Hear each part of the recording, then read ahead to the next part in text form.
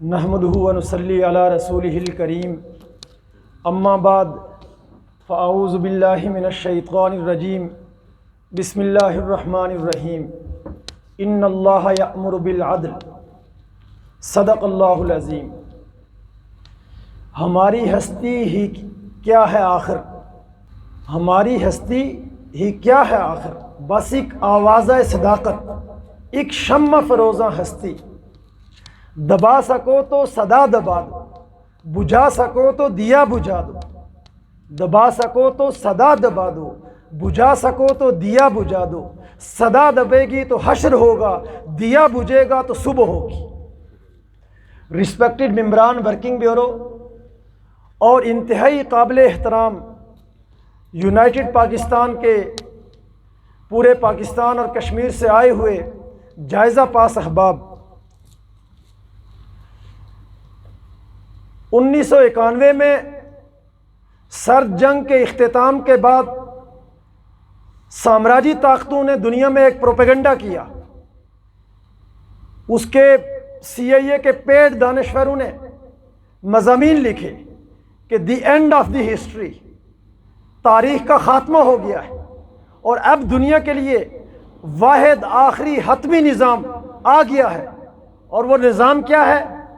وہ نظام ہے نیو لبرلزم۔ سرمایہ داریت کے معاشی ڈھانچے کے اوپر نیو لبرلزم اور ڈیموکریسی کی ملمہ کاری کر کے تو دنیا کو یہ بتایا گیا کہ اب دنیا کے لیے آخری اور حتمی نظام یہی ہے جو انسانی حقوق کا ضامن ہے، اور NGOs کے ذریعے سے انسانی حقوق اس طرح کی تحریکیں چلا کر پوری دنیا میں اس کے فروغ کی CIA کے تحت اسٹریٹجی اختیار کی گئی، اور پوری دنیا میں یہ غلغلہ کر دیا گیا کہ جناب یہی آخری نظام ہے، یہی آخری حقیقت ہے، اسی کو ساری دنیا کو قبول کرنا پڑے گا۔ لیکن گزشتہ 30 برس گزر جانے کے بعد آج ہم دیکھ رہے ہیں اس وقت لمحہ موجود میں کہ پرنالہ وہیں پر بہہ رہا ہے۔ جو دعویٰ کیا گیا تھا کہ یہی آخری نظام ہے، اس دعوے کی قلائی آج کھل گئی ہے کہ ان 30 سالوں میں امریکی سامراج جس نے یہ پروپیگنڈا کیا، جس کے پیڈ دانشوروں نے یہ پروپیگنڈا کیا کہ یہ کیپٹلزم پر مبنی نیو لبرل ڈیموکریسی کا نظام یہ دنیا کا آخری نظام ہے، اسی کو ساری دنیا کو قبول کرنا ہوگا، تو چاہیے تو یہ تھا کہ دنیا میں دودھ اور شہد کی نہریں بہہ جاتی، انسانیت کے بنیادی حقوق اور بنیادی جو مسائل وہ حل ہوتے، اور انسانیت معاشی خوشحالی اور ترقی سے ہمکنار ہوتی، انسانی معاشروں کے اندر امن قائم ہوتا، اور ساری انسانیت اقوام متحدہ کے تحت حقیقی معنوں میں وحدت انسانیت سے ہمکنار ہوتی۔ لیکن 30 سالوں میں اس نظام کا جو بھیانک چہرہ ہے آج انسانیت کے سامنے عریاں ہو چکا ہے۔ ان 30 سالوں میں جب اس کے مد مقابل طاقتوں نے تشکیل نو اور تنظیم نو کے تحت اسٹریٹجی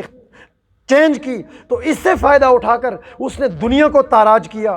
دنیا کی اقوام کی معیشت پر اپنے قبضے کو مزید اسٹرنتھن کیا، ورلڈ بینک کے ذریعے، IMF کے ذریعے، ملٹی نیشنل کمپنیوں کے ذریعے سے پوری دنیا کی معیشت پر اپنا قبضہ قائم کیا، اور پھر قوموں کو مزید ان کے اندر سے ان کی سکت ختم کرنے کے لیے دنیا کی اقوام کے اوپر دہشت گردوں کو مسلط کیا، اور یہی پر ختم نہیں کیا بلکہ براہ راست فوجی جارحیت کی، first Gulf war, second Gulf war, اور پھر اسی طریقے سے آپ دیکھیں کہ عراق کے اندر اس نے جو تباہی اور بربادی برپا کی، لیبیا کو جو اس نے یہ ہے کہ کھنڈرات میں بدل دیا، شام کو اس نے یہ ہے کہ تباہی اور بربادی سے ہمکنار کیا، اور اسی طریقے سے افغانستان کو سٹون ایج میں پہنچا دیا، اور لاکھوں انسان یہ ہے کہ اس کی بمباری سے لقمہ اجل بن گئے۔ یہ ہے وہ بھیانک چہرہ نیو لبرل ڈیموکریسی کا جو آج ہمارے سامنے عریاں ہے۔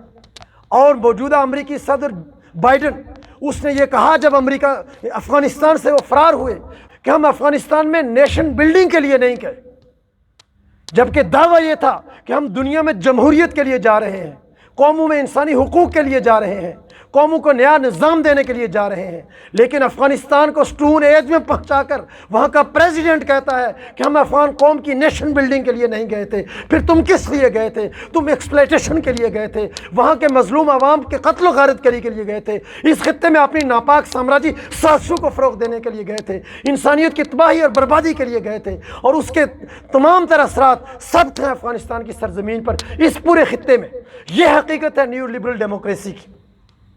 اور یہی سامراجی نظام، یہی سرمایہ داری نظام بھیانک بنجے آج ہمارے ملک کے اندر بھی گاڑے ہوئے ہیں۔ اس لیے جو نعرہ لگایا گیا تھا، جو دعویٰ کیا گیا تھا کہ نیو لبرل ڈیموکریسی سرمایہ داریت کی حامل، یہ گلوبلائزیشن کی دنیا، یہ سامراجی دنیا، یہی دنیا کا آخری نظام ہے، یہ نعرہ باطل ہو چکا ہے، انسانیت اس کو مسترد کر چکی ہے، ناکام ہو چکا ہے، یہ ناکام نظام ہے۔ جیسے جاگیرداری نظام ناکام ہوا، جیسے غلامداری نظام ناکام ہوا، ویسے ہی یہ سرمایہ داری اور سامراجی نظام جو نیو لبرل ڈیموکریسی کا ماسک پہن کر انسانیت کے اوپر، انسانیت کی گردنوں میں اپنے ڈریکولا کے یہ ہے کہ خونی پنجے گاڑے ہوئے ہے، یہ نظام بری طرح سے عریاں ہو چکا ہے، ایکسپوز ہو چکا ہے، اور یہ انسانیت کا مستقبل ہرگز نہیں ہو سکتا۔ اس لیے میرے قابل احترام احباب، اس وقت ہم اپنے وطن عزیز پاکستان کی بات کریں کہ اسی نظام کے غلبے کے تحت آپ دیکھیں کہ حالات کہاں پر پہنچ چکے ہیں۔ صورتحال کیا ہے کہ گزشتہ 75 سالوں سے یہاں پر اسی نظام کے تحت مختلف تجربات کیے گئے، فوجی آمریت بھی مسلط ہوئی، یہاں پر دو بڑی جماعتوں نے بھی اقتدار یہ ہے کہ حاصل کیا، لیکن عوام کی حالت نہیں بدلی ہے، عوام کی تقدیر نہیں بدلی ہے، اس لیے کہ نظام وہی موجود ہے۔ موجودہ تبدیلی کی دعوے دار حکومت آئی تھی، یوتھ نے اور متوسط طبقے نے امیدیں لگائی تھی، لیکن آج آپ دیکھ رہے معاشرے کے اندر 3 سال گزرنے کے باوجود بڑے پیمانے کے اوپر فرسٹریشن ہے، ڈیموٹیویشن ہے، مایوسی ہے، ہر طرف آپ دیکھیں کہ مہنگائی اور بے روزگاری وہ اس کا عفریت امڑتا چلا آ رہا ہے۔ بیسک انسانی نیڈز، روٹی، کپڑا، مکان، تعلیم کی ضروریات، آپ دیکھیں کہ ادویات، کھانے پینے کی اجناس، آٹا، چینی، چاول، دالیں، اور پھر گیس، بجلی، ہر چیز وہ اس کی قیمتیں جو ہے آسمان کو چھو رہی ہیں، اور غریب عوام ان کی چیخیں نکل رہی ہیں۔ اس وقت پاکستان بحثیت مجموعی جس بحران میں پھنس چکا ہے، وہ بحران سمٹ کر لیڈرشپ کا بحران ہے، انقلابی جماعت کا بحران ہے، اور اسی بحران کو، اسی خلا کو اگر آج کوئی فل کر سکتی ہے قوت، وہ یونائٹڈ پاکستان ہے۔ اور اس اجتماع کی وساطت میں یہ اعلان کرنے میں حق بجانب ہوں کہ پاکستان کی سرزمین پر نظریاتی اعتبار سے، فکری اعتبار سے، تربیت کے اعتبار سے پاکستان کی تاریخ کا سب سے بڑا اجتماع آج یہ قائم ہے، تو یہ غلط نہیں ہے، یہ سب سے بڑی قوت ہے۔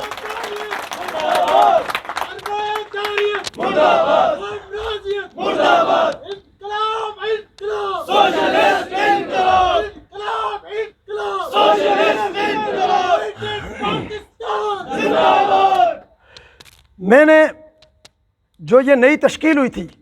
اس میں جنرل کونسل کے پہلے اجلاس میں یہ کہا تھا کہ آنے والے وقت کے اندر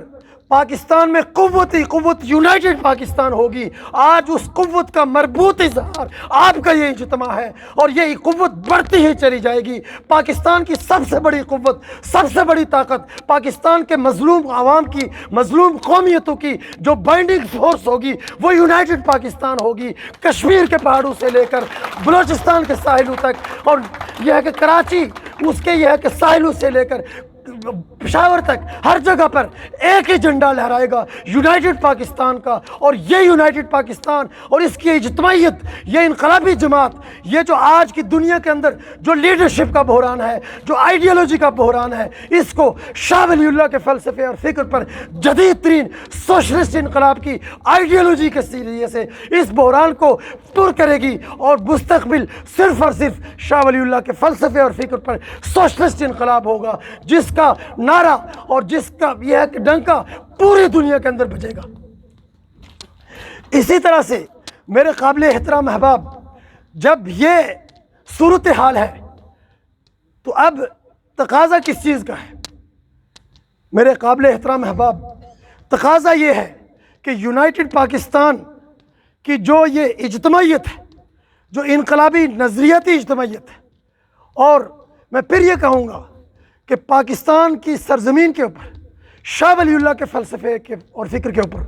یہ سب سے بڑی منظم طاقت یونائٹڈ پاکستان ہے. سب سے بڑے پیمانے پر تربیت یافتہ طاقت یونائٹڈ پاکستان ہے. سب سے بڑی یہ ہے کہ فکری اور نظریاتی اعتبار سے فکری وحدت کی حامل یونائٹڈ پاکستان ہے. اور یہ یونائٹڈ پاکستان جس نے یہ 12 سالوں میں یہ سفر طے کیا ہے، یہ بہت سے نشیب و فراز سے گزری ہے، لیکن اپنے نظریے کی بنیاد پر، اپنے دستور کی بالادستی کی بنیاد پر، اداروں کی بالادستی کی بنیاد پر، جمہوری اصولوں کی بنیاد پر ہر نشیب و فراز سے، ہر امتحان سے کامیاب گزری ہے. اس جماعت کو بہت سے چیلنج پیش ہوئے، اندرونی بھی اور بیرونی بھی. وہ جو اپنے آپ کو حرف آخر سمجھتے تھے وہ بھی آج تاریخ کے کوڑے دان میں ہے. یونائٹڈ پاکستان آج بھی اپنی پوری طاقت کے ساتھ کھڑی ہے.